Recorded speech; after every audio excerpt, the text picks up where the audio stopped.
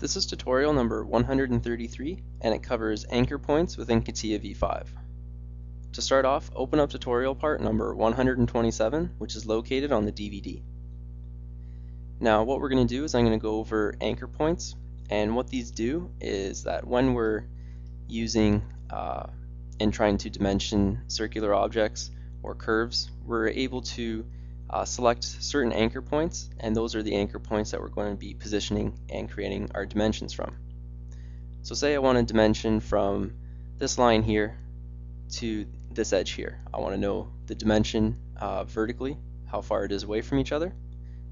Normally I'd go and click the length, click the vertical, click this line here, but what I'm getting is the center point of that curve. That's not what I want. So what I'm going to have to do is I'm going to have to play around with the anchor points. Now to get to the anchor points, it's while you're positioning it. So let's click length. We'll click this line here, right click, and the line anchors.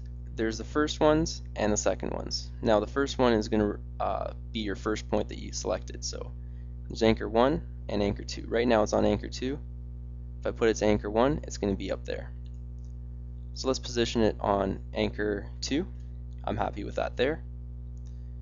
Now let's go and we'll change the anchor for the circle. So the second extension line, let's put it to 1. That's not what I want. Put it to 3, and that's what I want. So you're just going to have to play around with the anchor points until you get it. And once you get it, click OK, and you've positioned it. So you can do this with lines, circles, whatever it may be. If you're two objects, if you're having trouble getting the actual dimension you want, you might need to play around with the anchor points.